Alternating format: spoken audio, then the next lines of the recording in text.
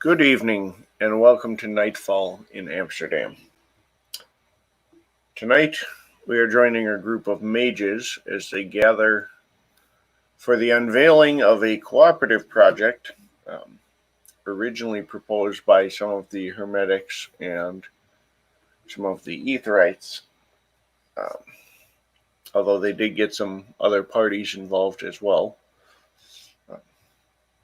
Word has gone out and been spread around that a commercial production building was the site that was chosen. It was purchased and retrofit to accommodate this project, and that the project is complete. Theoretical testing all checks out, and they are ready to actually go live and launch this production, and have invited everyone to be present.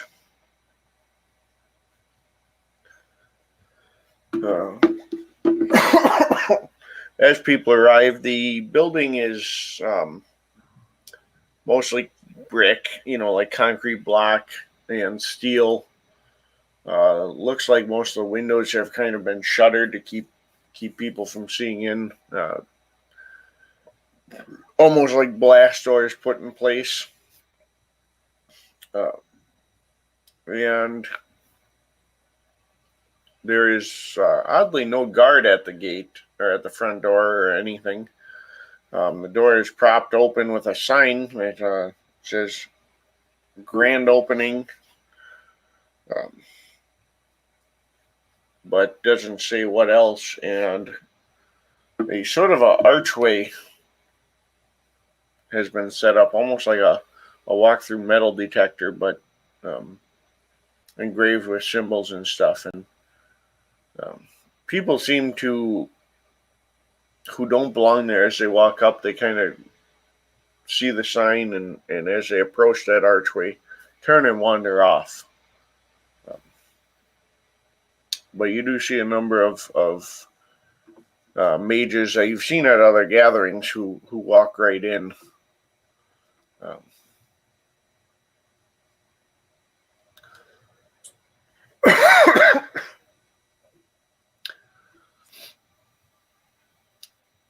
Most noticeable is that there's a couple that don't normally come out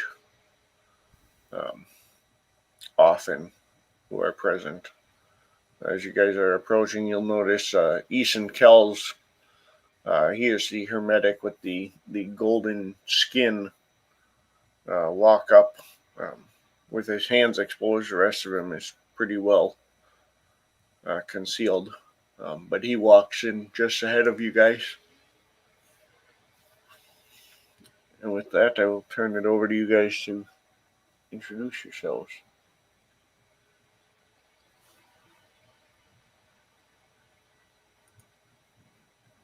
Ekta is just going to kind of walk in unobtrusively.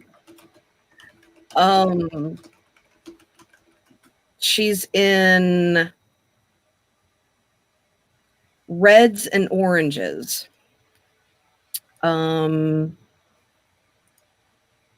And she is going to just kind of go into the door and kind of, I'm assuming that this is just one large room.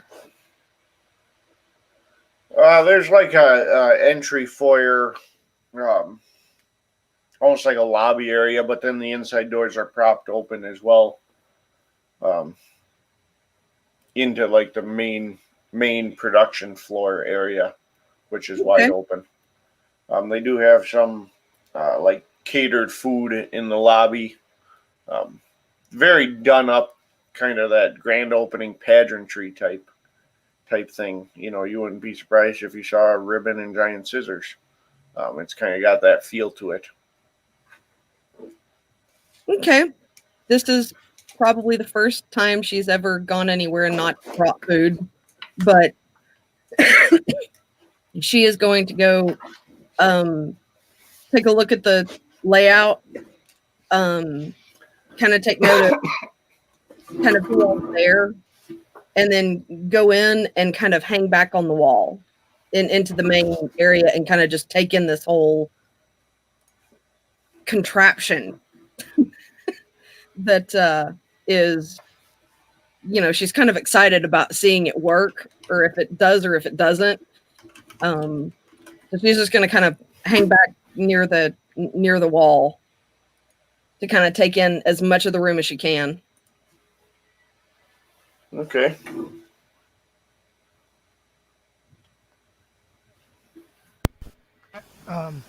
Samantha will come in. She will not be in her wheelchair this time. She is using a regular cane, just a plain wooden thing. She's got a messenger bag, and she seems to be wearing, same Sunday best clothes, blouse. She's got on a like a longer business type skirt and some stockings. She'll kind of look around for a minute and then notice Ekta and trottle over to her. Hello.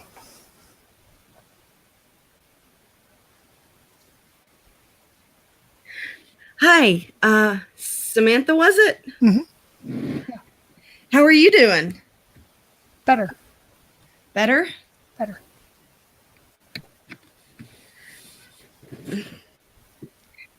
I'm glad to see it. Thanks.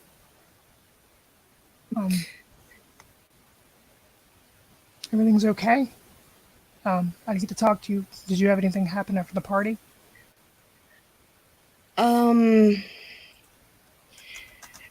Not exactly. I think I've made a friend. I had I had to leave a little early. Some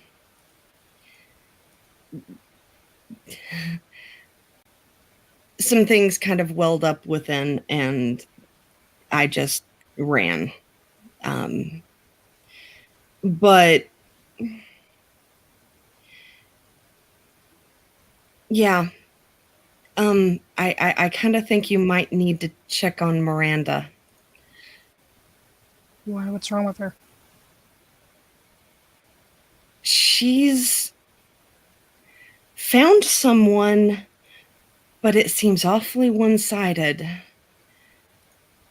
She doesn't look anywhere near like the woman who was on your arm. I thought something was wrong. She didn't answer for a few days. Yeah.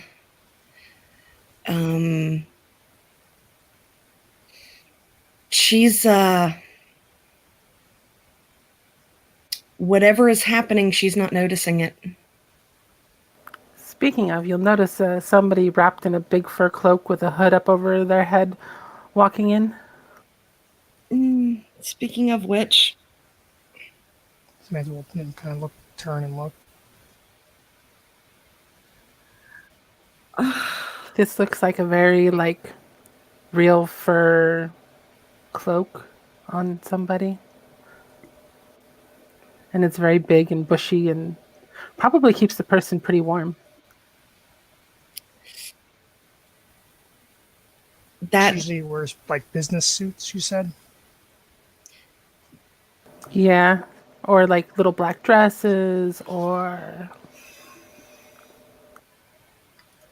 I didn't recognize her until she spoke. And she'll pat her over.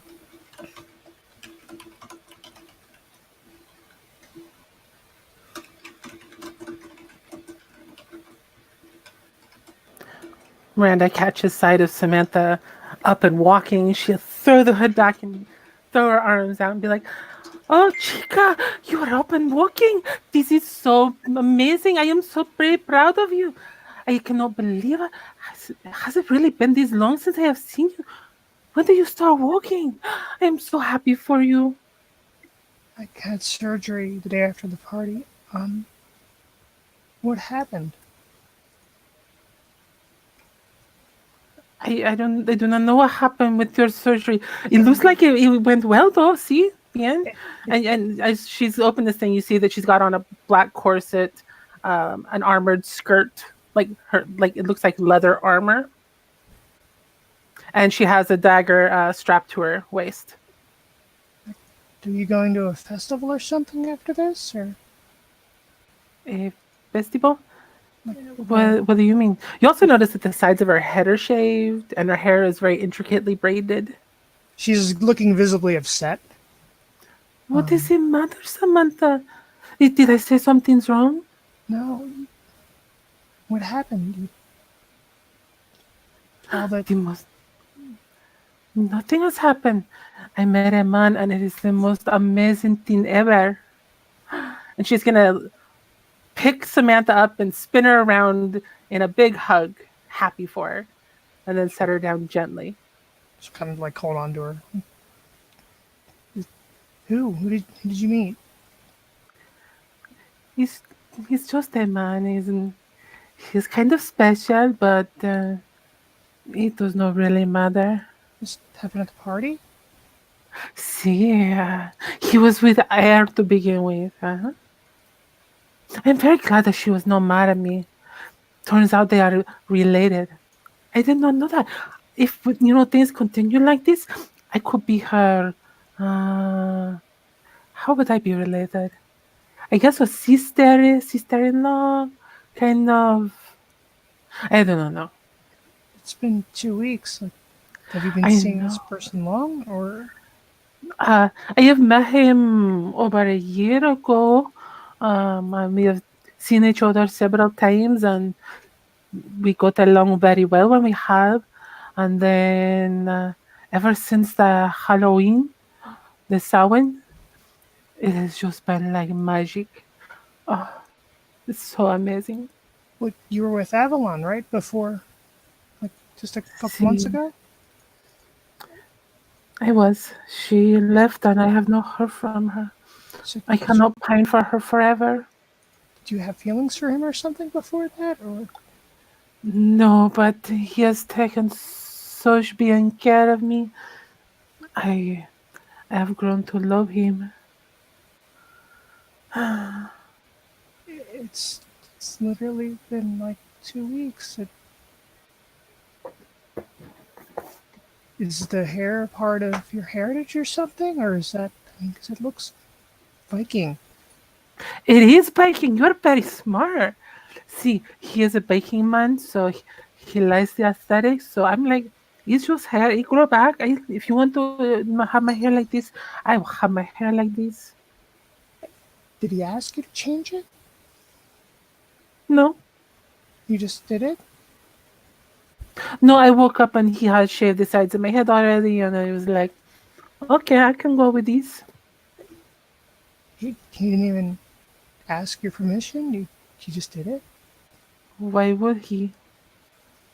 Because when you're in love, you're supposed to, talk about things and stuff like that. And We do talk about things that matter. He even called me a pet bird. I he did have this what? little baby. I have a little baby raven. It is so cute. I love the little boy. I was worried about bringing him out with me because I did not want him to get startled by all of the stuff they have in here.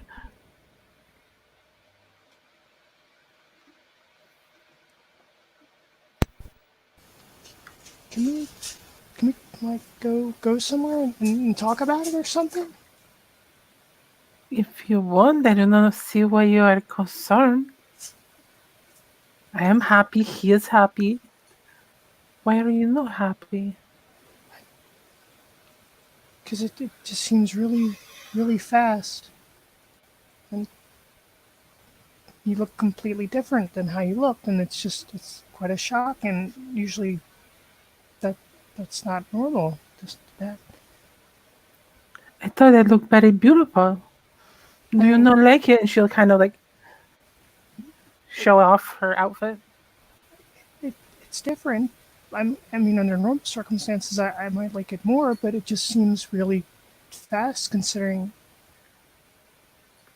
how long ago you were with Avalon and now, and He had his people go out and buy me clothes, and they are making me clothes, and he makes me feel so special.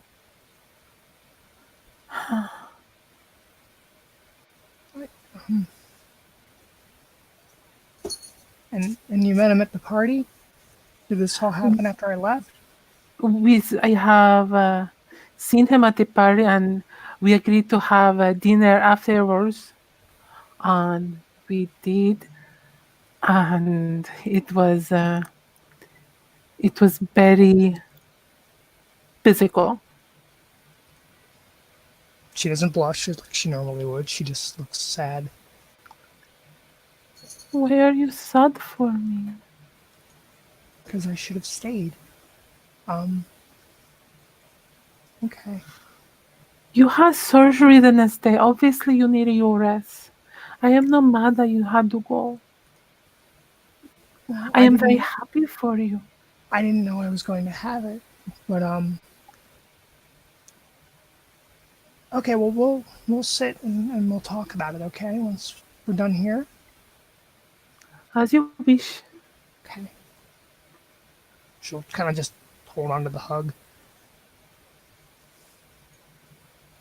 Ekta! Hola, chica! She waves her hands in the air at Ekta. Ekta's gonna wave back. The smile is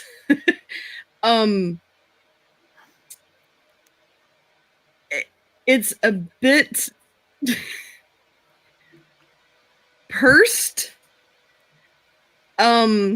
Almost like she's trying to hide the level of concern, but it may or may not, be there. But she's gonna wave back. Are we like talking the need to like roll like empathy and subterfuge kind of level, or is it just something that's more obvious? I'm just asking, like, how serious is this, like, trying to hide her feelings? It's pretty significant. So you can make the roll. Go and kind of lean against the wall. She'll close her eyes. Randall walk with her over towards Ekta, who is by the wall, if I remember correctly. Yes, I am still by the wall. I am not getting near that thing just yet.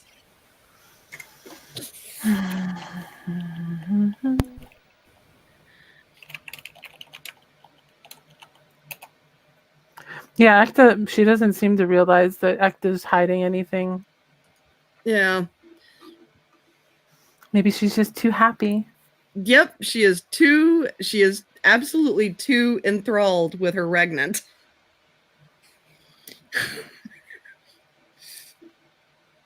This is absolutely an amazing piece of work. It is very interesting. It is.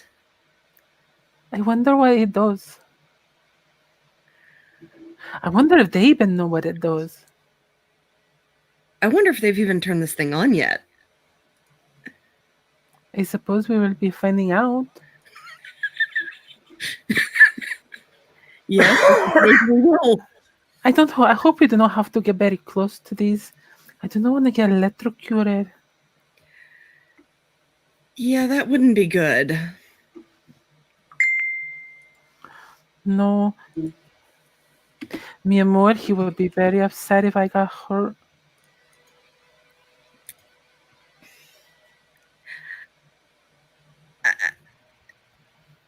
How is that going? Oh, it is so wonderful. I do not even have the words for it. And I found out that Air is my neighbor now, so we live very close to each other, so we can hang out and stuff and talk. And I talked to her about the flower. See, so that is been talked about. Yes.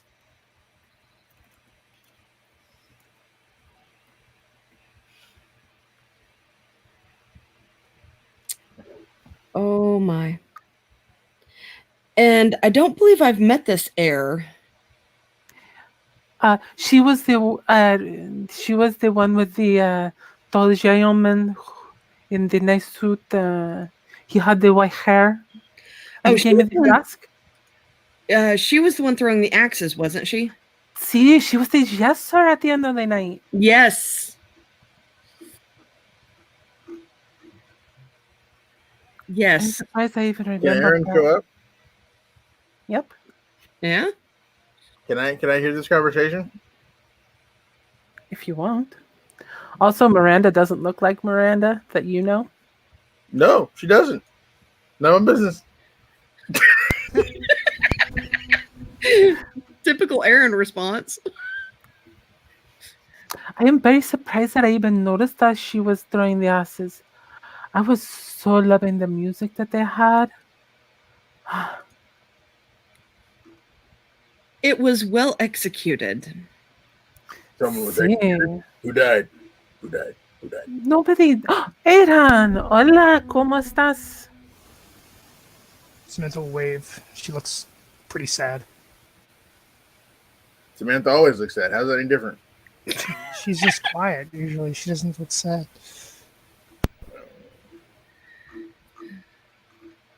What are you all doing here? We are here to see the thing that is happening tonight Why? because they invited us. Oh, interesting. Sandwich? She pulls No. out a brown bag. No.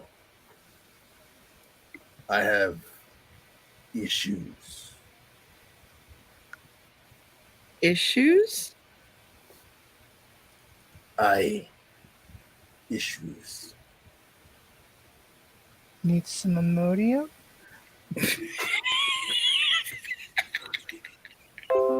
Ow. Oh, that hurts. Ow. Stifle it, wolf fucker.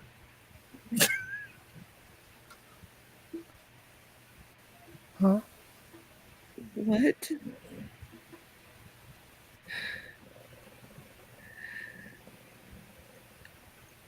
Are He's gotten increasingly more acerbic and angry as you've got to know him.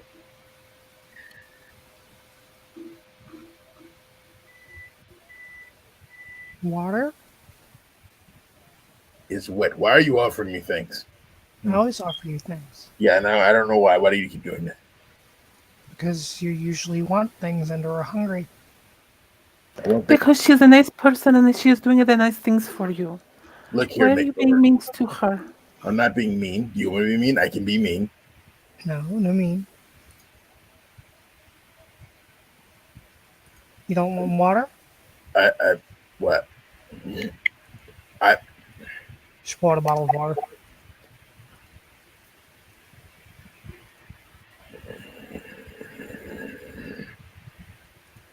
I have turkey sandwiches.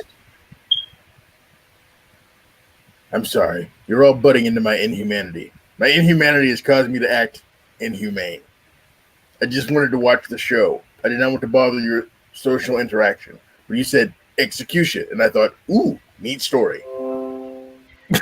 No, the performers had performed very, very well. yes. Yes, they certainly did. It sounds Oh, it was muy más more than just It was exhilarating. Intoxicating? Maybe a little bit. I shape holograms at my mental whim to show whatever I want. Is it hotter than that? See, it is actually having something beyond just your dreams. She blushes a bit and looks around. Yeah, maybe for you.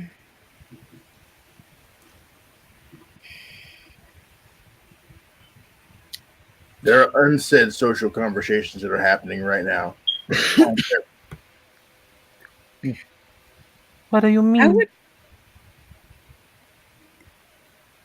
There's some sort of social norm I'm supposed to be engaging in right now. You are. What is it? You're talking. Oh, You're supposed to banter a little more. why? People like that. Why? Makes them feel comfortable. Why aren't they comfortable? Because awkward silences are awkward. I should know. well maybe I don't quite understand why you're having issues whenever didn't you help build this? Yeah. You should be on top of the world Why? because it's completed. Then there'll be another project. Yes, but that doesn't mean that you can't take a step back and marvel at what you did. I took quite a few steps back when I was taking the measurements for the machine. They are correct.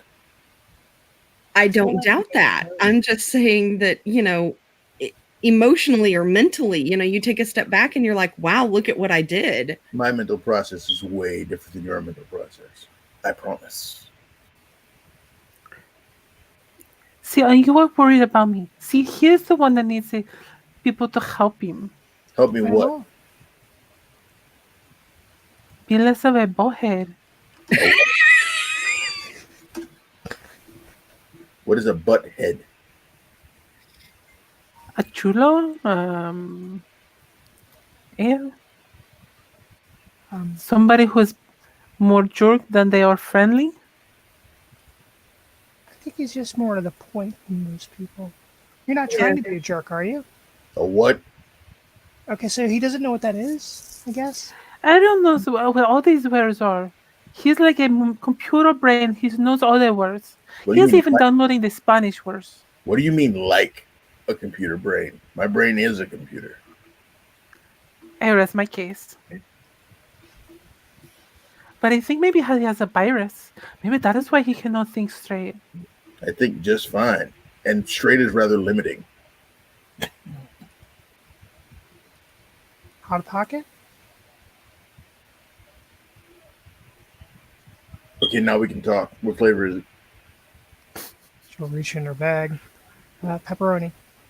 He will then put it on like a little paper plate and daintily devour it while he looks at you all and grunts. Oh, see, it reminds me of a hamster, like eating a thing.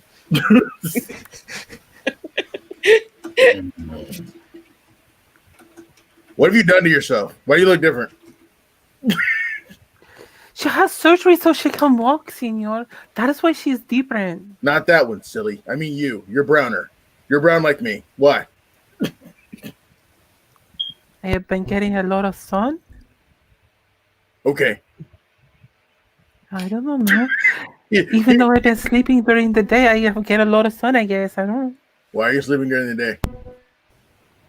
Because that is when we go to bed. In the daytime? See? Humans can do that, I suppose, if they're about that life. Are you about that life? They do not know what this life you are referring to as being about. Well, you're a mage. You're essentially human, but you can do it as you wish. Continue. Have fun. Be brown. Yeah. Muchas gracias. And she is wearing like a corset and leather armored skirt, and her hair is intricately braided in a very Norse way. Why you look like one of those silly Viking women? Because my mijo, mi amor, likes me like this.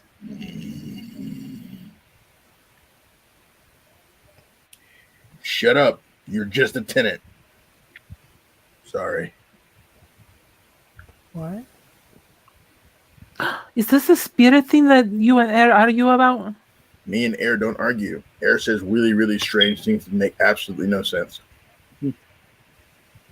It sounds like she is trying to argue with you. I do not know how she is arguing with you or why, but she seems to. She knows better. I don't know.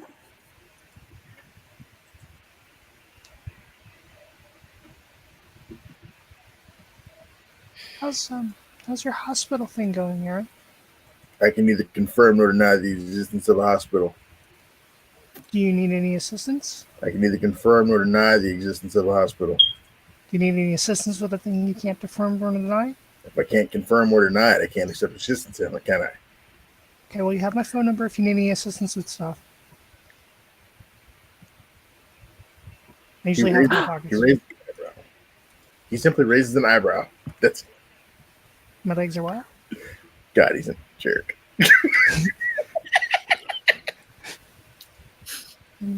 catch what you said, but that's okay. You can walk now, huh? I had surgery a couple weeks ago. You guys are that soup kitchen thing that I thought was going to be a failure? I've been helping with some of that, yes.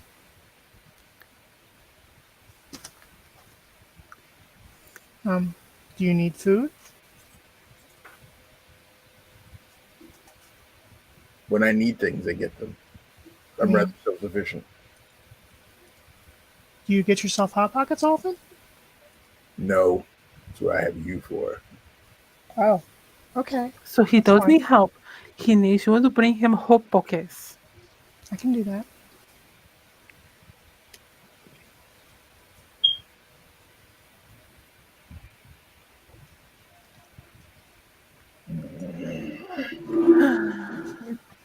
Are you growling? Yes. Why are you growling? It is an involuntary response to outside stimuli. Like people? No, he smells wolf. He doesn't like wolves. John, is there anything wolf related in this room? He, Negative. Where do you smell wolf? Mm. Okay. did you know that? Did you know that the wolves, when you look at them in special ways, they glow brightly. We sparkle. Then there are other people that are like pale and you cannot see their colors as brightly. No. I found this out the other night. Yes, I've been a mage for more than a week. I have not used the skillet before, pendejo. Pendejo? Yes, Don't worry. pendejo. Yes, don't worry about it, Samantha. Okay. I know what that one means. And now he laughs. Now he thinks it's funny. I'm sorry, my intricate sense of humor is confounding. Did anybody else notice the man with hooves at the party and the little horns? I do not see no hooves or horns. And I was very, very close to him for a good portion of the night.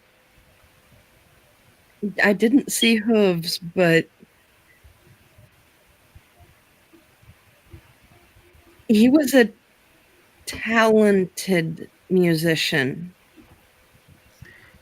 Him and Jock of the Shadows. They were both muy bien. What the hell are you all talking about? The Halloween party? I was coding. Is that like reading, but with computers? I don't know whether you're joking or if you're stupid. Which one is it? She just looks at him. Miranda slugs Aaron in the arm. You need to be nice. You had like a girl. No, duh. I am a woman. I am going to heal like a woman. And her punch actually had quite a bit more strength behind it than you'd imagine her to have. You had like a very strong girl. Because potence is a thing. It's +1 to strength. Meh. She has potence. I bet she does.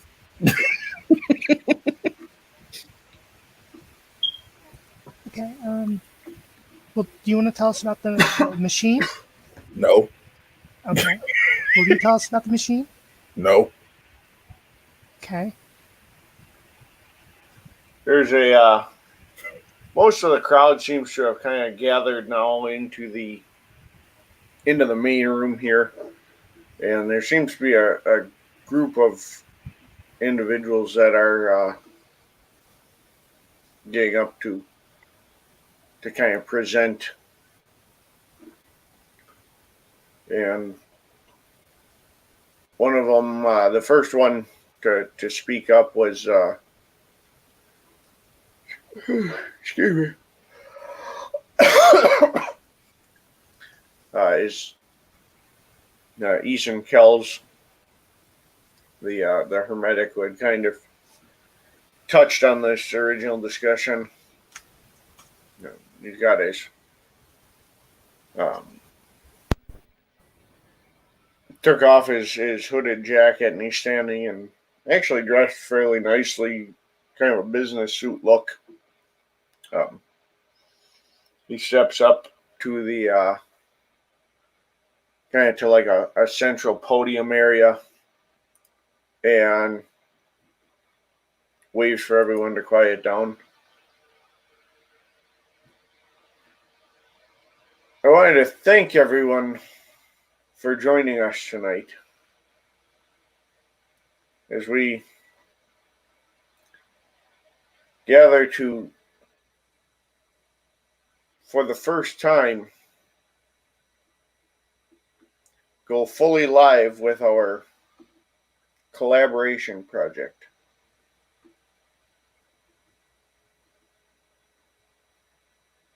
We've worked on it regularly, collaborated on many different aspects, field tested, theoretical calculations,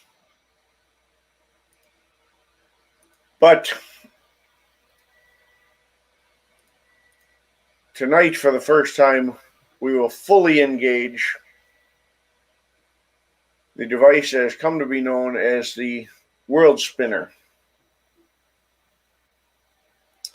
I have with me a number of colleagues who are involved in the project.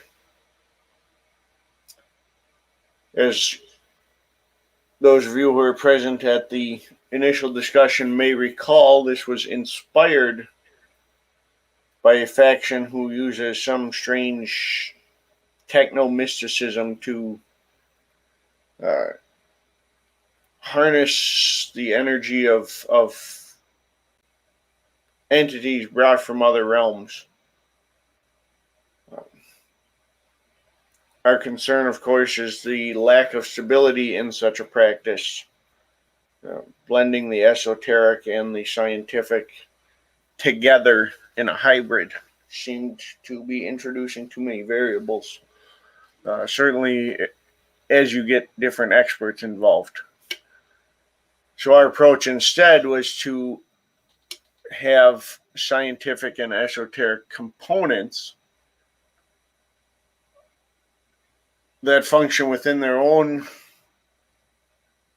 realm of consistent logic and integrate, where we have a shared logic component. I personally had some hand in the crafting of part of the esoteric components. But before we jump ahead, I do want to give credit to some of the other wonderful members involved. We had our engineer from the society, Martin Smith. We also had a number of virtual adepts, not all of which who wish to be named directly. Arthur Houtman had a hand in some of the design as well for the output. And the virtual adept Cullen Vates, specifically, we wish to name as well because some of his studies and designs have drawn inspiration from mystical traditions, although he's not a practitioner himself. He sticks strictly to modern practices, but that foundation allowed him to serve as a good troubleshooting guide. Production itself largely came from the Virtual Adepts manufacturing facilities, which we're extremely thankful for, and we're pleased to say have continued to exceed expectations. To that end, we have collectively nominated the Virtual Adepts to serve as our leadership for the mages gathered here. the practitioners, the scientists, and engineers. Someone to kind of help steer us on our key paths. We regret to inform everyone that the practitioners who follow monotheistic paths, primarily Christian paths, have split with us largely over our acceptance of polytheistic practitioners, seeing it as an us versus them theology. Because of this, we can't speak for them, nor can we guarantee that they would act according to our agency and direction either.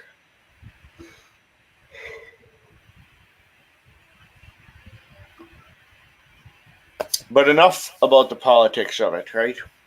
That's not what we're here to hear. We are here to see the wonder itself, the actual device fire.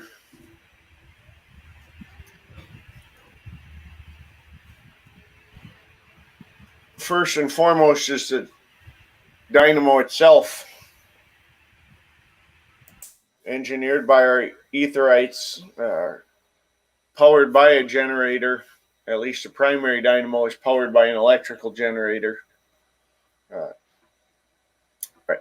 We'll turn that over to Martin. He's the expert on that front. I'm sure he's pleased to tell us all about it. Martin's a shorter, portly man, dressed in kind of a Victorian era vest and coat. Steps up, pulls out a monocle, and adjusts it for, kind of turns it, make sure he can see good, pulls out some note cards. Right, Mr. Kells, thank you very much. We are pleased to present our dynamo. We think it's a marvel of engineering that will definitely aid this project, integrates well, allows us to really bring this project to full circle, full completion. Modeled off of the generators that this unknown faction's been using. We stripped out the mystic elements, but kept the principles the same. We just power it on more conventional means. We have Tesla coils. We're generating from a hydroelectric in the waterways. Amsterdam is phenomenal for its water currents, and we've been able to tap that as well. Ultimately, a pretty standard dynamo type of logic. We get it spinning up, get the the primary force, allow it to spin, and then when we lock it in through gear ratios, it drives the actual device. On the return side of the device, we have a secondary dynamo that will free spin with the device and within a coil that will charge the battery structures that are cohorts in the virtual adept, specifically Arthur's electrical engineering, to put together these battery structures. The dynamo themselves fashioned out of pretty standard conductors. We did opt to use silver at the request of the esoteric workers. I allowed it to better integrate on their side. It has esoteric significance to them, apparently. A lot of work to balance the dynamos with the amount of power and sheer mass that we're spinning, as well as the fact that the surface, of course, because of that necessary esoteric integration, they had to put certain stamps and markings into the silver, which obviously throw off the balance ever so slightly. we did a lot with gyroscopic logic to keep it balanced. And I think it'll be really not just a great success here, but can serve as a model for smaller applications, less dynamic applications as well. Some discussion on whether it could serve to integrate into vehicles or even weaponry. So it's been a fantastic door to open, a rabbit hole of ideas to go down, so to speak. And we're really, really honored to be part of the project. Our dynamos integrate directly into that esoteric component, which has been designed largely by Mr. Kells, although I'm given to understand that he's not going to be doing the actual presentation of that. So with that, we'll turn it over as well to those who worked with him on it, including, I'm given to understand, Mr. Gehrig himself, primarily an academic of the Order of Hermes, and also relatively unknown to the city. In fact, he's been working directly with the Hermetics only until today. We are pleased to present Mr. Cedric Whitaker of the Taftani, who actually did the crafting of the device itself. And a man steps up, and he's in a real wide-brimmed hat. Got a plume to it, and a lot of gadgety sort of glowing baubles to him, and he says, "Mr. Smith, we greatly appreciate both your involvement and that fascinating presentation. And thank you as well for the introduction. I am Mr. Cedric Whitaker. I worked, as mentioned, with Mr. Kells and Mr. Gehrig of the Order of Hermes, and our particular contribution to this project was what we call the Veil Piercer. A little theatrical, I know, but what it actually is this large spindle here, also made primarily of silver, although we incorporated some cold iron, some lead, and some gold into its construction as well. The spindle is tethered to the dynamo. When the primary dynamo spins, that turns this spindle. However, the spindle was created not just in this realm. It actually is co-located into other realms as well, by key runic structures and energy channels. We tether it through those barriers between realms. Now, as it spins from the dynamo power, it will twist those barriers around itself. At a certain point, those barriers can only twist so tight, right? We think of it like a fabric wrapping around maybe a drill bit. And it reaches a point where it breaks free. At that break point, those barriers actually are repelled from the spindle. Rather clever bit of energy channeling by Mr. Kells himself. It pushes those barriers away, creating a vortex of barriers around the spindle. We disengage the primary dynamo, and because those barriers are twisted like that and repelled, it creates a field almost similar to a magnetic field, which will cause the spindle to continue rotating. That drives power from that spindle into the secondary dynamo.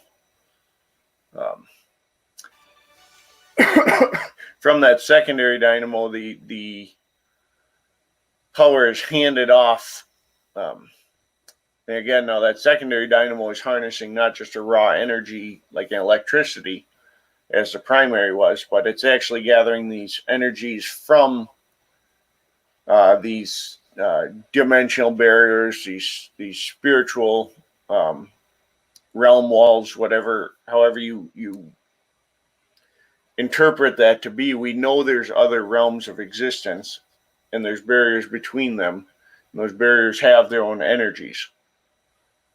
The spindle within that vortex of barriers draws those energies into that second dynamo. Again, that dynamo operates under the same premises as the primary on a fundamental level, as Mr. Smith told us. However, the real final piece of genius here comes from the last piece that our companions in the virtual adepts engineered. I'll turn it over to Director Houtman.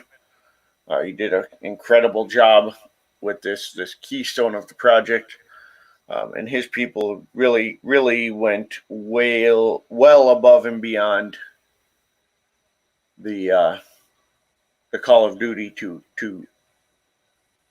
produce the raw equipment needed here. The last thing before we move on to that, I would like to mention is that Mr. Sylvaniston of the Euthanatos was a proponent as well, and he incorporated a unusual element here, actually harvesting the beating heart from one of these otherworldly entities. He integrated that in with the spindle centrally. There, one dynamo drives that spindle, and the spindle actually beats that heart as well.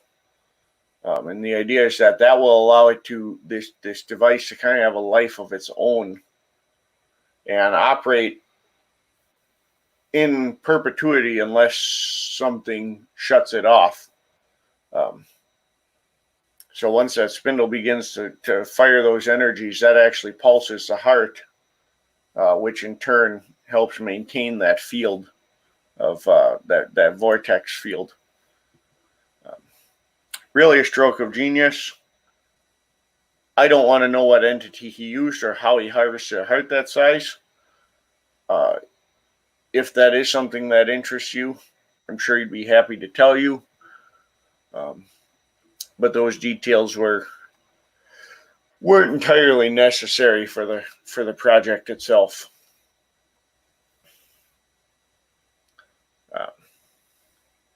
With that, Director Houtman's a fairly young man, very business casual. He's got a white button down, but the top couple buttons are undone. Black rimmed glasses, steps up with a laser pointer. Guys, this is all well and good, right? We love to hear the technical talk. We love to hear the specs, the logic, the design. At the end of the day, not every one of us here is an engineer. Not every one of us here is a runesmith or a forger or a craftsman. Certainly, most of us are not designers creating things like these dynamos, and you guys don't really care about all that. It's cool to hear, but the real question that lies with all you guys, that lies with all of us, right, is what does it do? I don't know, but I'm going to walk over and push the on button. He chuckles and he says, that's the man we have to thank for really getting it together. Our good friend Aaron, he's the producer. As you can can tell there. Right. He's the doer. He's the one who set up the facilities that let us build this in the first place. He's a very much a go-getter. Samantha claps. As you can see, he's firing it up. That's going to drive our energies. That second dynamo's spinning, driving them into these crystalline battery structures. Right, we couldn't use typical batteries; just couldn't handle the types of energy. We've got some radioactive energies in here. So we had to build a crystalline battery structure that's going to channel it, creates quantum energy fields, and the batteries are positioned to maintain a stability of those fields. But where they overlap within this building really creates something we didn't think we could do. And I need everyone to roll a perception awareness. Perception awareness.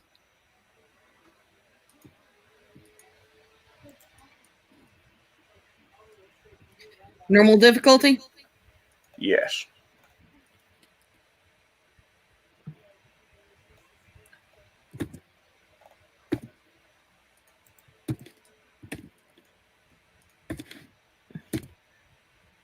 Oh, well, fiddlesticks. Not 3D 106s. Forgot the F. Sorry. I hate when that happens. We're sixes. 213. The F is the most important part. All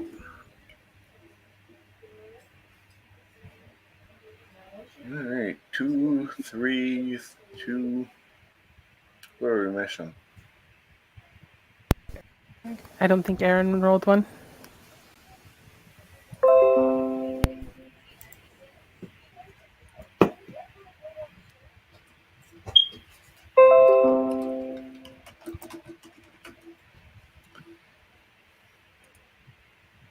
We get a dice roll from Aaron yet? No, there he is. I see him jumping in now.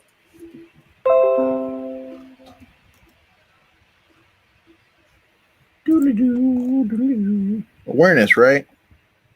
Does sharp-eyed count?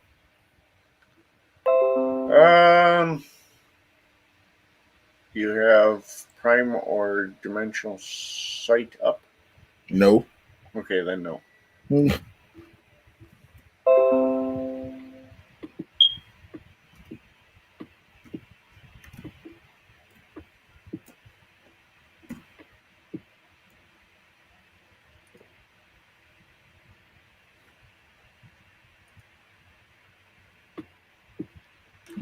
That looks like one.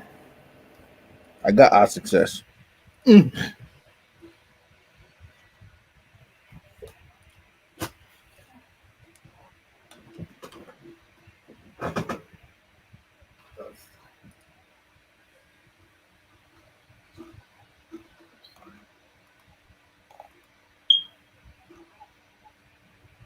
right.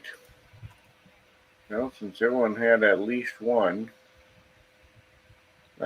you guys will all feel, some of you more quickly or more intensely than others. You're standing in a very potent node at this point.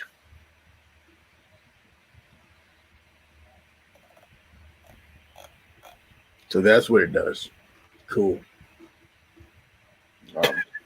You also can kind of feel that these other realms are very close as well.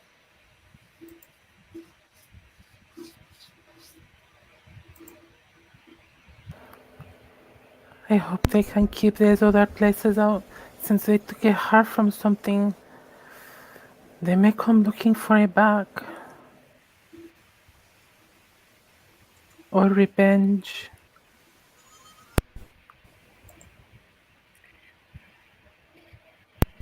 Hope not. Yeah. Director raises his hands and he says, see, it's all well and good to make something cool. Everybody wants to make their own unique invention, their own unique machine. But what we've been able to do is channel the energies of those spiritual barriers or dimensional barriers and concentrate them and create this magnificent, potent energy source that we can all tap into. He holds up his phone. He says, I haven't charged this thing since I started working inside these fields. Even latent, I was getting enough charge to keep this thing running. At full steam, we believe it would pull the raw energies of all those realms directly through, which would likely create a direct path between realms. It would be a point where the realms are co-located, right? You can walk from one to the next, to the next, to the next, to the next. Right now, we are running it at roughly 75%. That's enough to keep those barriers maintained. Nothing's coming between them. But they are lowered, right? We need to recognize that for people who do want to traverse those barriers in this space within these fields. It would be very, very easy. And then additionally, yes, we're dumping tremendous amounts of energy.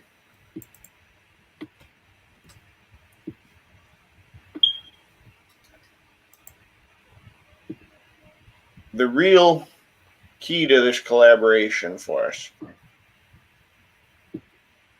is that we believe we can link these crystalline battery structures to other crystalline battery structures, synchronize their resonations, their fields, and create a quantum level entanglement between them that they share energy with remote structures. From here, we can take portable battery modules to other locations and create a microfield that mimics this. He pulls one out and he says, we can put a node of raw energy, a nexus of these barrier energies into each and every sanctum. Who wants one? Your own personal hotline, straight back to here. T1 uplink all the way. No way that can go bad.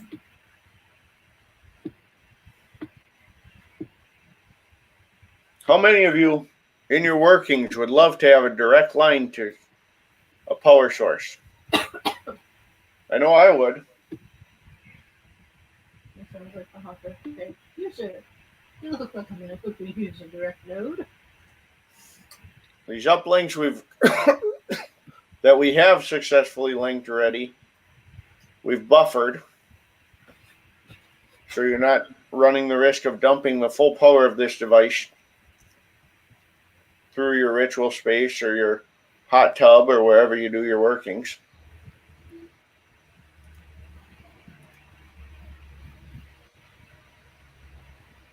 So I burned down all those buildings so you could build the thing they were trying to build. No, so we can build something better. How's it better? It's the same thing.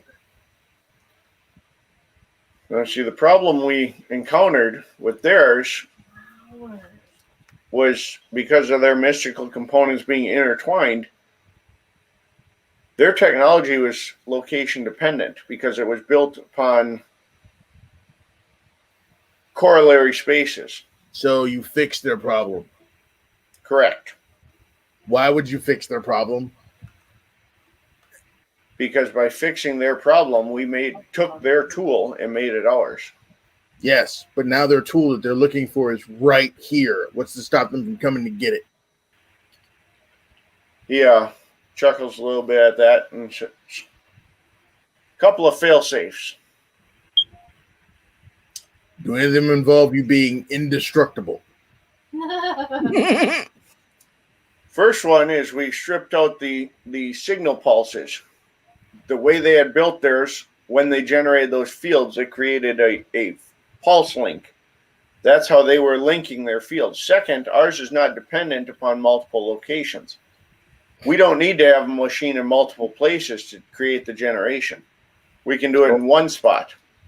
Yes. So all they need to do is find one of these yahoos that ain't prepared for combat, and then take them, and then they get their little magic sucker from them because they ain't person dependent.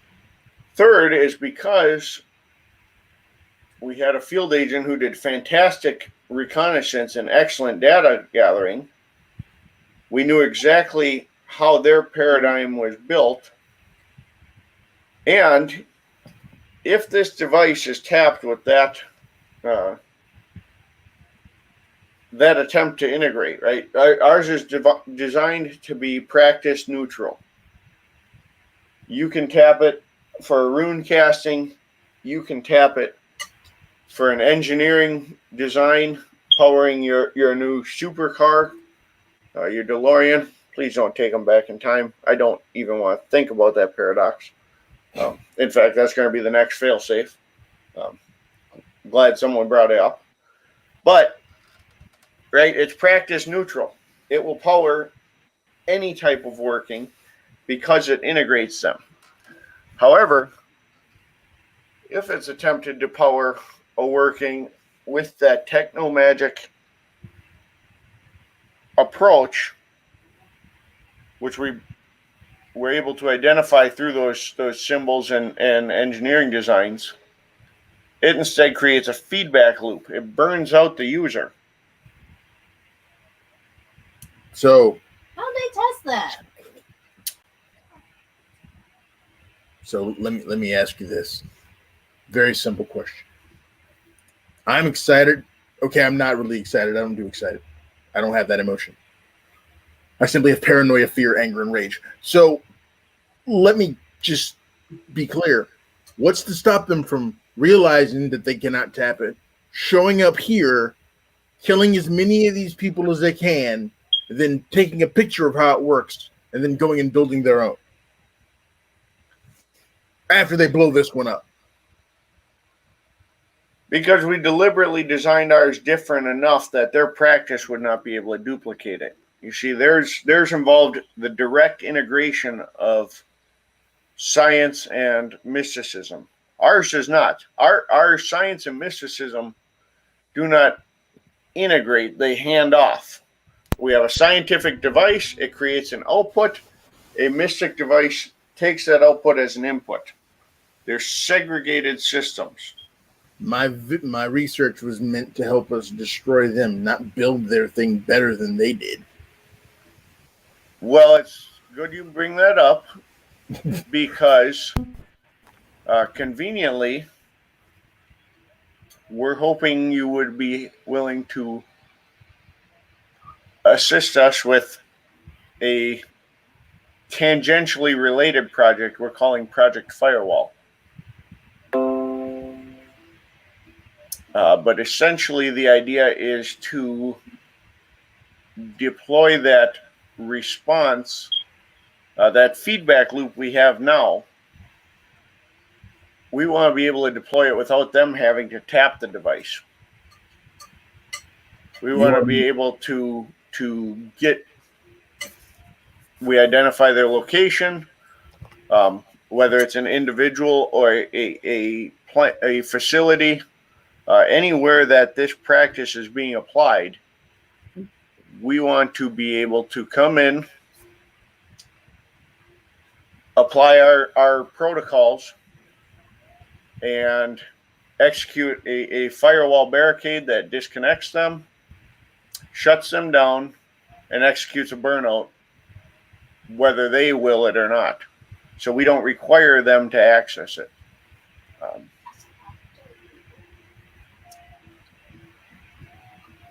I'm all for collateral damage, but like some of these people don't like that kind of thing. Well, because we are using it on the Nexus energies, the burnout would not affect mortal sleepers. Good. Let's aim it at the church. Test it out.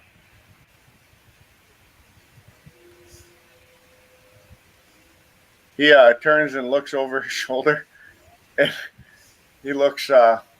He's actually looking at. He looks first to Kalis Sylvaniston, and he says, "Has he been hanging out with you guys in Elmari?" No, but they're the bad guys. They want to kill us all. So let's kill them first. I don't know that they want to kill us all. They definitely want to kill those. Were you there when that guy walked in and threatened every mage and talked to everyone? Were you there? Because I was there. I was there. Yeah, he was pretty clear that was the paganistic. All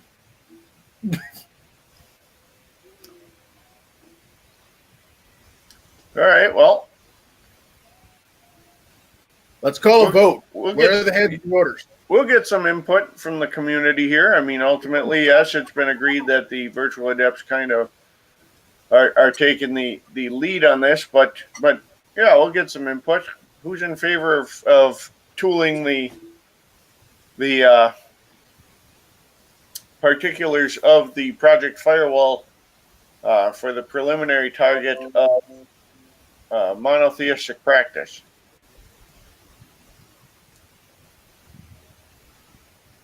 I'm not for that. They want to kill us, Samantha. Do we know what'll happen if you fire this thing at them? I could care less if someone's going to try and kill me. Well, actually, we do have someone who can explain the feedback loop process, because that was done with Mr. Sylvanison's partner, Mr. McIntyre of they're the collaborators who operate the society together. Mr. McIntyre's got a little different mentality, but he's here with us. He steps up. He says, "Well, it's pretty simple. You see, the key to all of us here is we are dependent on an other. We draw our energy from someone else, somewhere else.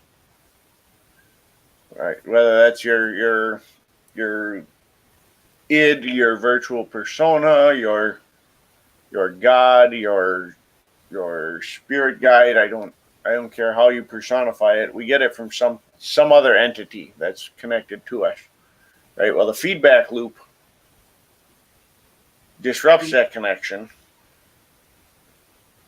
and uses it to dump that energy back into the other. It will effectively burn away that connection. For weaker entities, it can actually burn them out of existence. Remarkably effective, because as a feedback loop, it dumps that energy into them, which overwhelms them, burns them up, but they in turn dump energy back. So as long as they continue to exist, we're dumping more and more energy and getting energy in return. Effectively just channeling a exponentially growing power through them until they're burnt out, which is when the feedback loop ends and it discharges back to the main power source. So in layman's terms, you're just filling them with quintessence until they die? No, the individual, the mortal individual still is alive. Wait. So what we're talking about here is this machine executes Gilgal?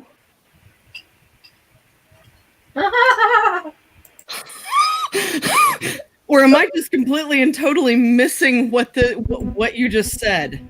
Mr. Gehrig steps up of the order and he says, well, not quite. See, the Gilgal is the traditional ritual that's been structured. Simply disconnects the other, right? We take that avatar entity and we cut it off. So it still returns. It's not, we're not doing anything completely and totally permanent. Well, that would be a traditional Gilgal. It cuts the entity off, cuts it adrift.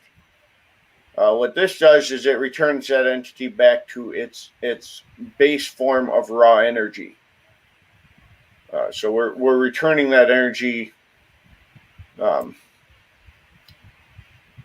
kind of the E equals MC squared logic, right? We're taking the entity, breaking it down into energy, and returning the energy back to the larger source that is the universe.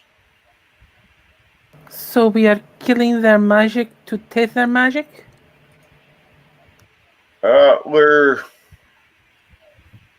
I mean, if you were there with a ritual when we shot them, yeah, you could probably do that. Yeah, I mean, it's. I guess in essence. Can you target just individuals, or will this be like everybody in a certain area, or? Well, right now it's targeted by location and practice. So it's built around the premise of individuals in an area with a certain form of working. So, as Aaron has proposed, targeting the monotheistic practice, you walk up to a church, we could all go together, fire it off. Only those who follow a monotheistic practice. We can even fine-tune that down further. We can say just a Christian practice if we want to. We'll have their avatar have its structure burned away, essentially, so that raw energy returns back to the universe, which is why we call it a feedback loop, right? We dump this energy in, it burns out the avatar. They are no longer a will worker of any sort, but we have now more energy coming back than we put into it. Okay, so that handles the magic end of it. Most of these men are going to be skilled in other means that could just come to our homes and kill us. See, this guy gets it. Yeah, but they'd be way less dangerous then. Because then they'd just be people.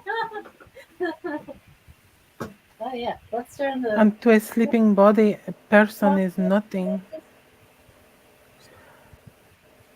Well, there's a couple elements there. One is burning out the other also strips them of certain memory. They don't remember any of the Enlightenment. They might remember rival factions of pagans, for example, if we use it on the Christians, but they will not remember the details of those interactions. They won't remember will working of any sort. I don't understand what the issue is. These people want to kill us. See, and if you fail and they come and take this from us, they use it on us, and we are then nothing.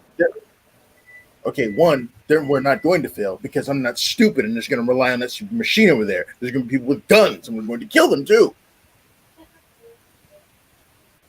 Right? Or is that just me? Have we seriously just abandoned all hope of any diplomacy with these people? Did you see that guy? Did you see diplomacy in his mind? I saw him, but that was the first time I have seen him. So you want to go talk to him again so he can tell you to go screw yourself? I at least want to understand I understand on the surface what the issue is.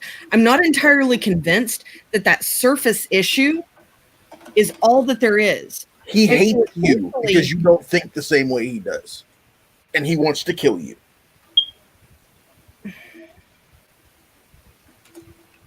There's more than likely a deeper reason for that. Really? What is it? That's what I would like to find out. What if there isn't one? What if he just wants to kill you just because you're different? Then he's beyond help.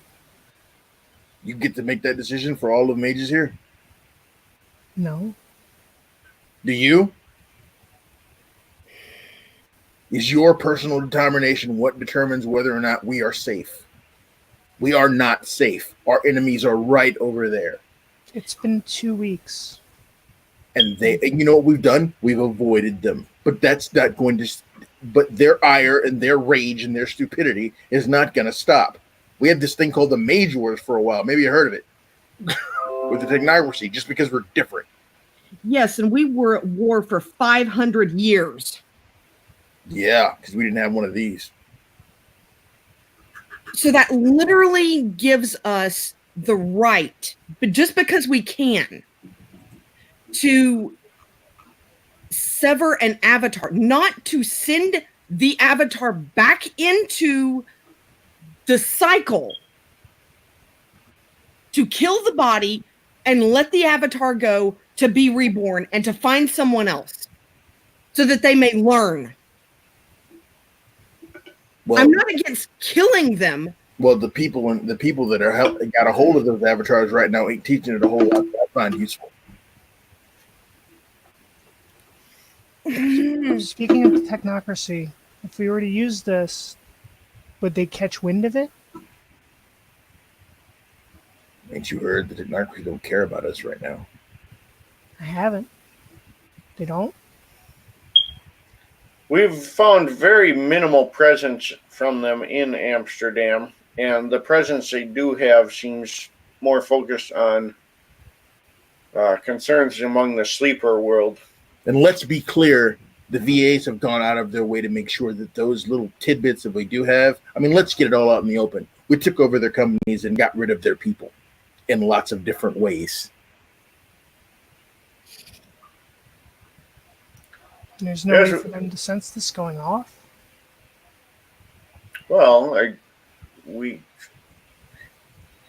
if they're standing right there, I imagine they're going to detect something, just as any of us did when we first fired it up, right? At a certain point, they're going to sense gunfire if we start shooting up churches too. That's what I mean. Any weapon can be noticed. So, I mean, brass tacks, your problem is you want to understand the bad guys. I'd rather find a peaceful resolution to it.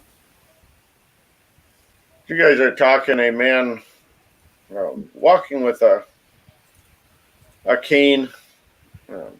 He's got a loose-fitting gray robe on. Shuffles out. And he says, this might be something that perhaps I can weigh in on. Some of you will recognize him as the Friar Leonard. However, he is dressed fairly differently.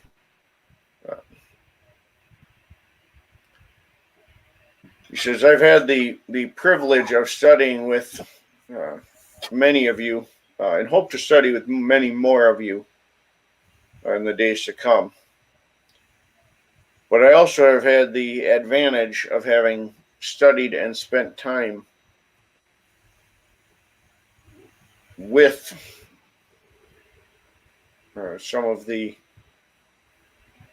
men who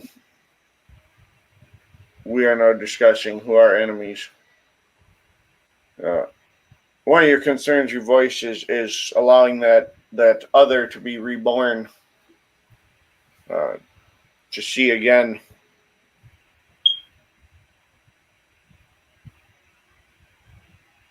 the Templar Carl,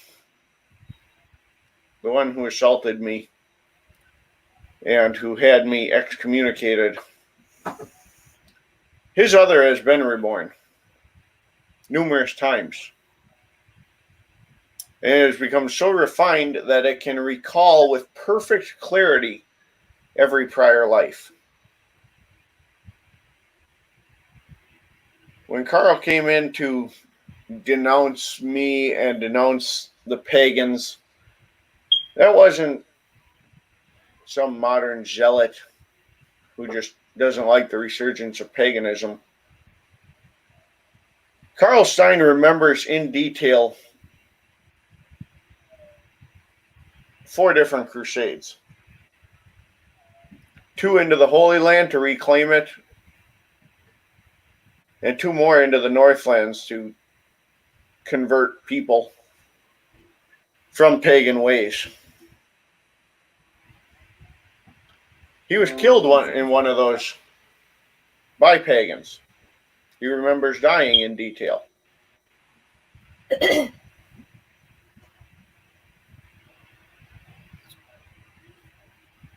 As best I gathered from him in my time with him, he recalls 9 lifetimes, every one of them as a servant of the church, fighting against foreign beliefs.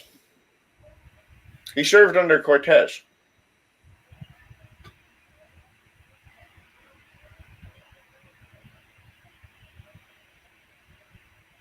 When you remember that kind of zealotry and violence perfectly, from the time you wake up, and he typically has early, his earliest one was 7 years old, you don't learn a different way. He didn't come to me to talk about me hosting pagans in the yard outside my church, the space I was entrusted with and responsible for. He didn't come talk to me about his opinion on it or his beliefs on it. He got me cast out from the church, from a spiritual structure that I had built a life around. He physically assaulted me and removed me from the space that had been my home, and has since attempted to have it condemned entirely and destroyed. I don't know that this contraption that's been engineered here is the right answer. I don't know that this spiritual scourging that's been developed is the right answer. But it's certainly an answer, and it's certainly a permanent answer when we don't have other permanent answers. Because even if you use your ritual of Gilgal on Crusaders Carl, you're going to get another Crusader Carl eventually when he comes back around. This reduces him back to raw energy that can later reform into something other than that Crusader spirit.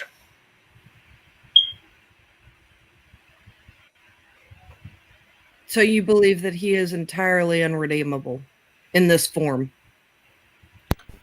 What's your definition of redemption? He has a belief that his way is the way, and the only way it can succeed is for all other ways to cease to exist.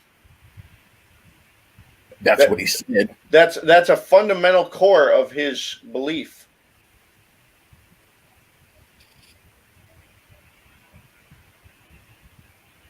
Then I'm with Aaron. Is it unfortunate? Yes. Is it possible some of his followers might be able to change their belief? Maybe. I changed mine, but it look what it took. If it weren't for the support of this community, it probably would have broke me instead.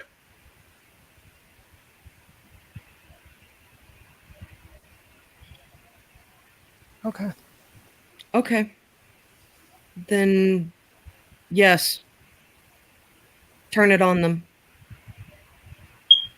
I would ask that we use some discretion. You go into a Sunday Mass and blast it. How many latent believers are going to get caught because they happen to share that monotheistic paradigm, even though they've done nothing wrong? if we can, let's isolate the true problems, use it there.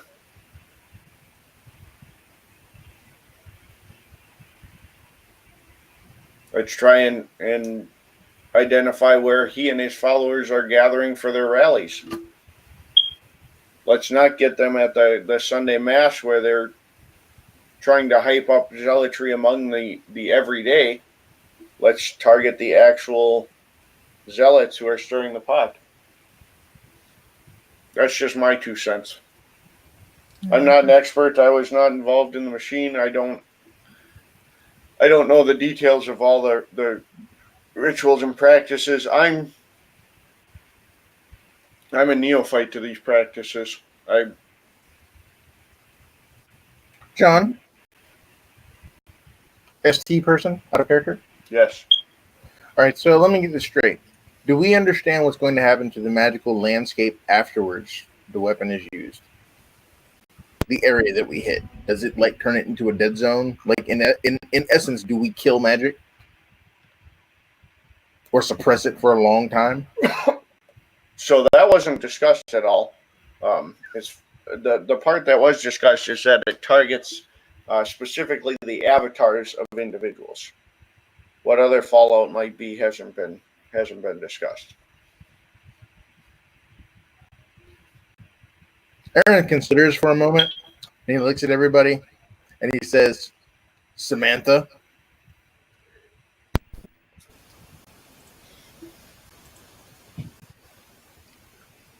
Is Samantha there? Yeah. Dave? Get a crew together. Diplomatic. All right. Go talk to him. Because you've heard what I have to say, and you've heard what this guy has to say that was there. But you haven't seen it. And I don't want it. I don't feel like dealing with anyone who will just say, well, I based all I had on them. We're mages, will workers, scientists, enlightened, whatever. We have to go see things for ourselves. So go see for yourself. And then bring it back. And then the rest of us can vote on it. As a council, like we're supposed to. Like the bylaws say in the book that I got when I came out of the pod thing. I'd like to go with you, Samantha, if I can. You can. I spoke to him when I left the church. If you would like to try, he didn't seem interested. I'll go with you if you want to talk to him. Because I would.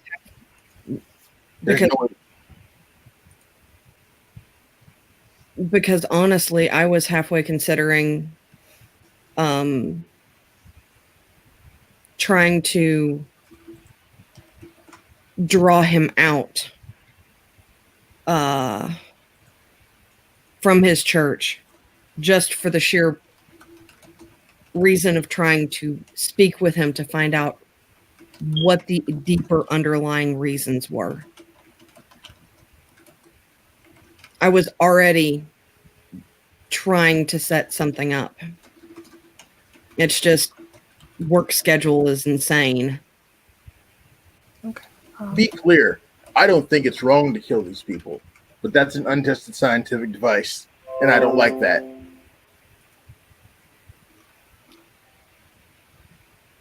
Well, I mean, it's not going to kill them. It's just going to separate. If I take your avatar away from you, I might as well kill you. He's not wrong.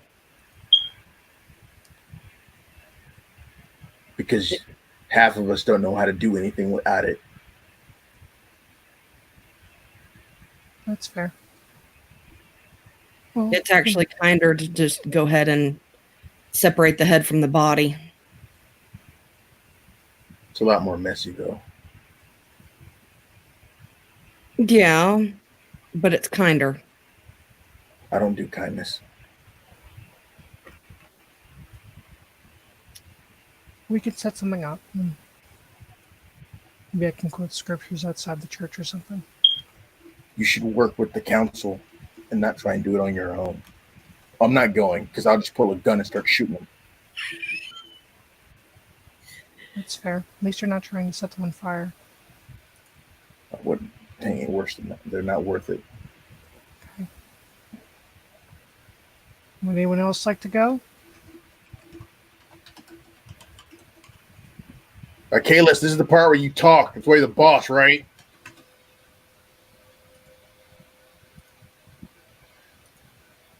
He looks over and says, "Well,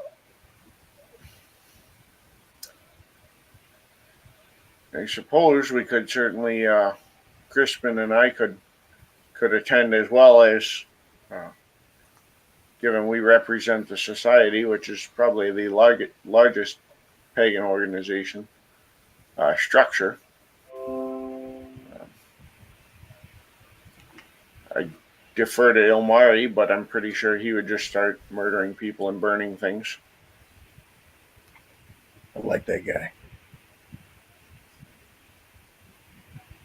Ilmari chuckles a little bit and he says, "I only burn the hearts, and it's always ritual. Except for the Wicker Man. But that was ritual too." I only nommed in self-defense. Friar Leonard, would you like to try? Yes.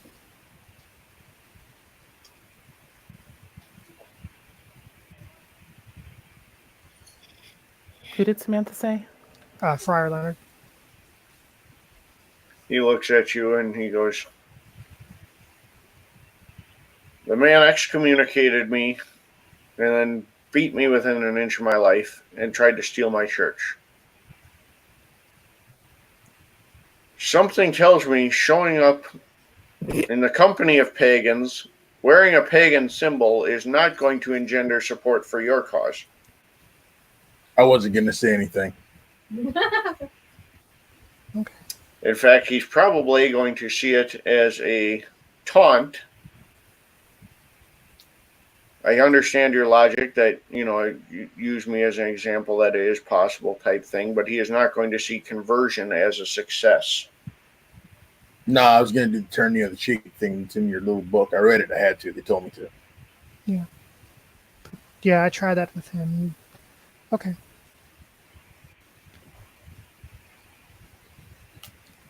Okay, so how many tethers are we going to need to yank you back with magic when they start shooting?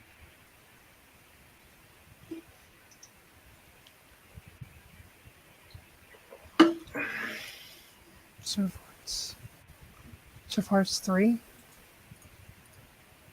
If you think we're only going to send 3 of you there, you are sorely mistaken. You're going to need at least 6.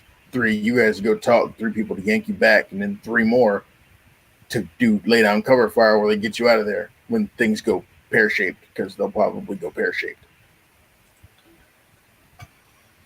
Okay. Okay.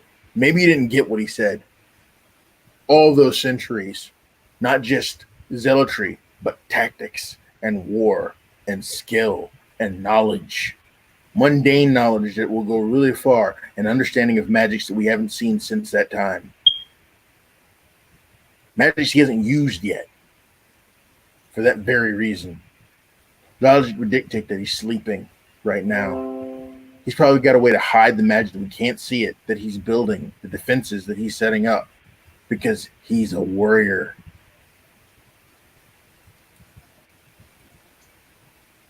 You're really good at pep talking. No, I'm not. I'm really good at telling people what's going to happen when they go do things.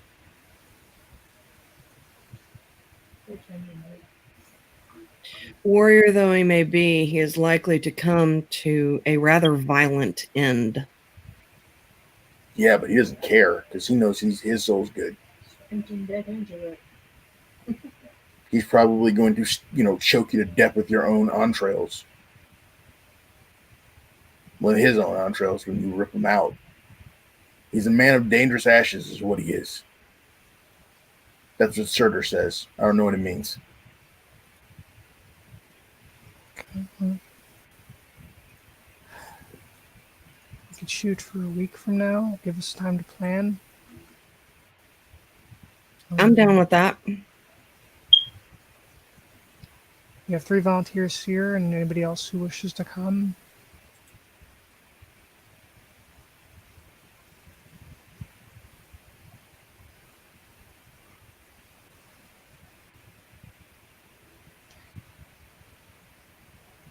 All right, I need to go read.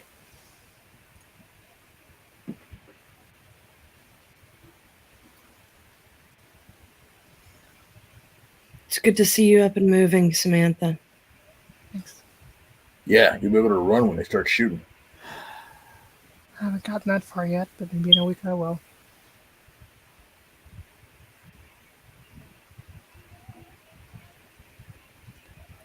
Okay, Miranda, do you want to go out soon and talk?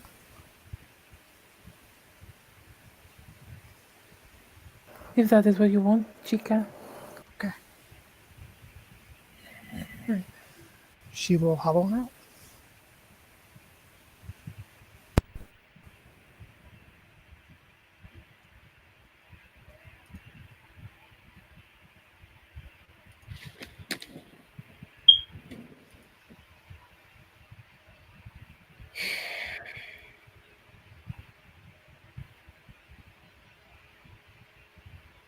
All right. Anyone else? Anything else they want to do?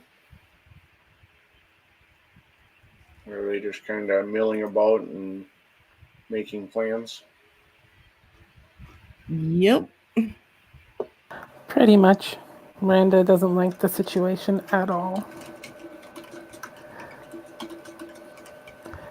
Not even remotely or pretend.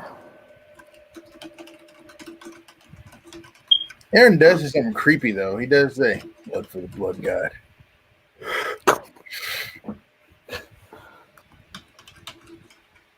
You seem awful quiet, Miranda. He's just a lot of taking. Anything you want to share? I'm open to ideas. There are no, there is no good way for this to end.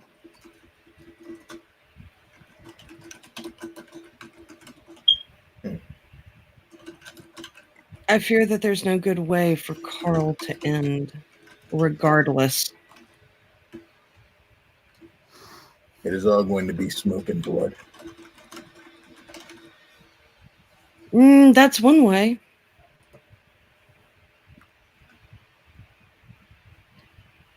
Humans are still humans. It will be smoke and blood.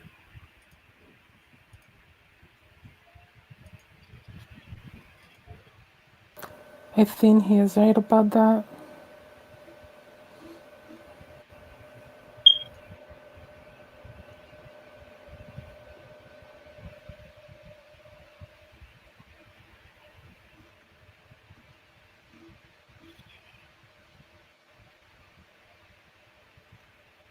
You know, after that night, the night that I first met you guys, the night that I first met the Templar in question, I went home and tried to see his ends. I tried to see his fate. There was only maybe one decent, peaceful image that I got. The rest of it was anything from him being burned on an altar with glyphs or I mean he's not going to have a good end. Not by your reckoning, no, but by his he will.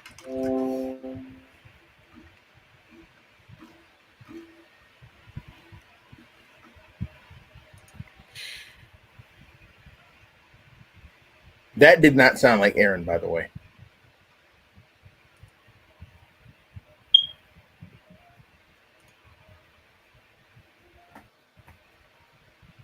To give the gift of the good death is a profound responsibility, and one that is not to be undertaken with anger or outrage or hostility, or ultimately it is a gift of love. Is that what you tell yourself? Mm-hmm. If we give Carl death in this manner, it doesn't need to be from a place of anger. It really shouldn't.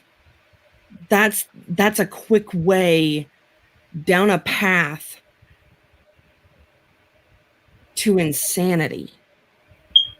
You hear something strange. You hear something go, sleep, Aaron.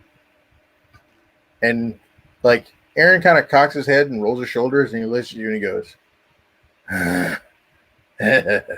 so if I kill him and I'm mad at him, is he still dead? He is still dead. Okay. But at what cost? To you. Do you know what I feel when I pull the trigger? No. Recoil.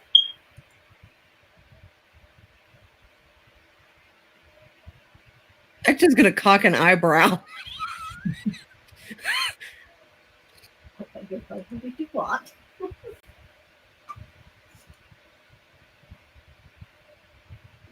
Okay. You feel something for those lives that you take. Aaron feels nothing. Which is why I entered into a bargain with him. A bargain. Indeed, a bargain.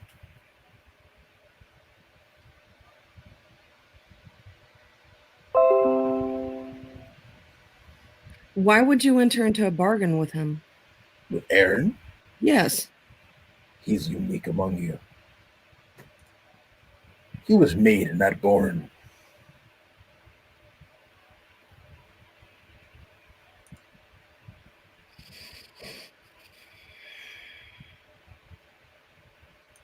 So he really is more machine than man. No. Those are not machines. Anyway, Toodles. Nice meeting you. Aaron kind of snaps back in there and goes, he did it again, didn't he? Yes, he did. Dick. Anyway.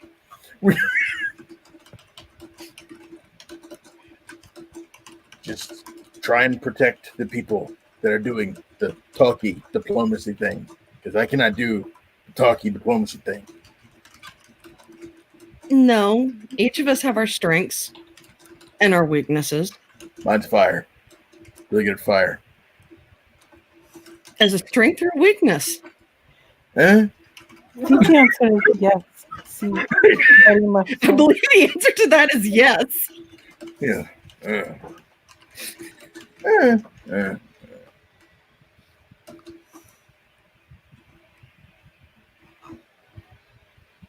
Chin up, Miranda.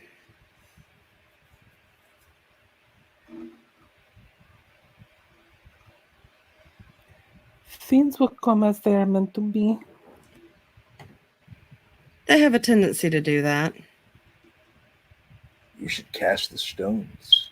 That's an excellent idea. I will see if I can borrow her rune stones. That is an excellent idea. I can see that.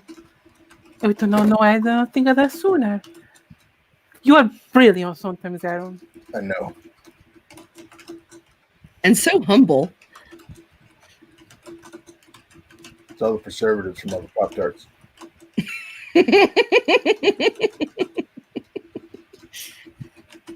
Do you even eat real food? Like whole food? Once, it was very disturbing. It must not have been prepared correctly. You know, someone had to use a stove. It took more than 10 minutes to cook. It was amazing. Yes. Poor Pequito Perro. I'm not a dog. I'm not a dog. Would you rather I say por Pequito Perro? I prefer you to not speak languages that I have to translate with my brain. Oh no, heaven forbid you have to think. Don't make me come down there.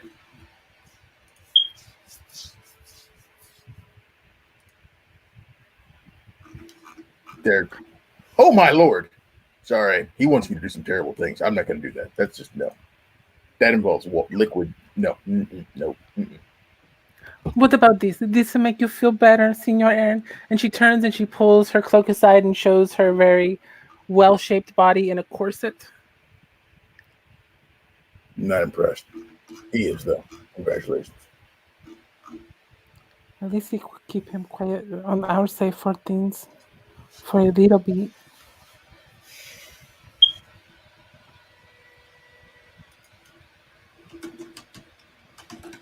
I don't like our enemies. They think that is part of why they are enemies is because you do not like them, and they do not like you. All I want to do is kill them so that we can do whatever we want. I don't understand the downside.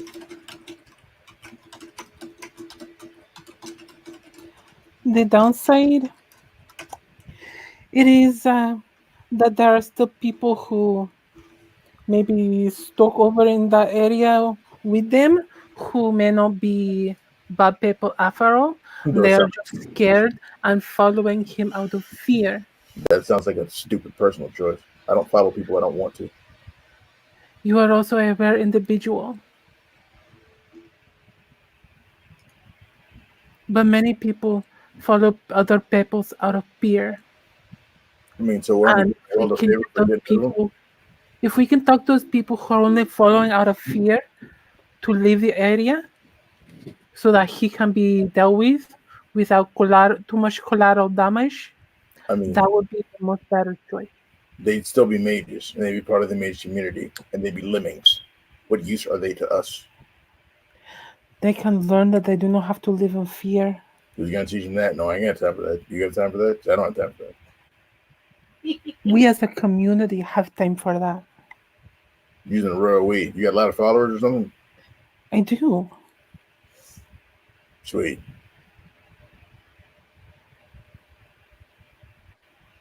Aaron's just salty. He just looks salty about everything. He tastes salty. Oh.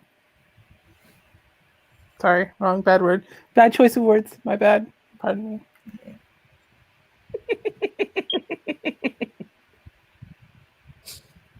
She's not wrong.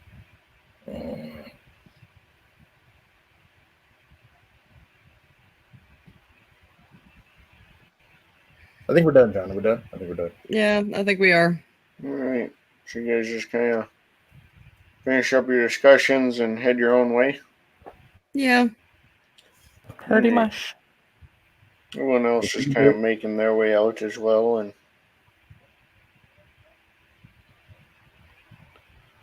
wrapping up the night. A couple of people stay to put some protocols in place to make sure that the machine stays secure and has some fail safes. And additionally is the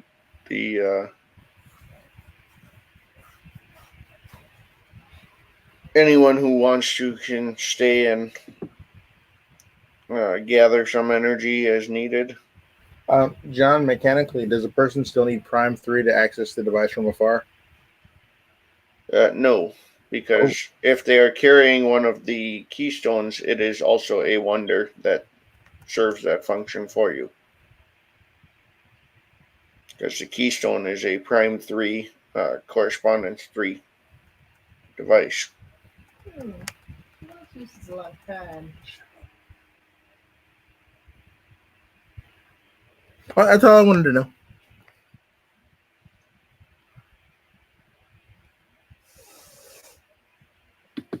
All right. Well, and as everyone heads out and wraps up, we will wrap it up there. Thank you, players, for playing and watchers for watching. This has been another episode of Nightfall in Amsterdam.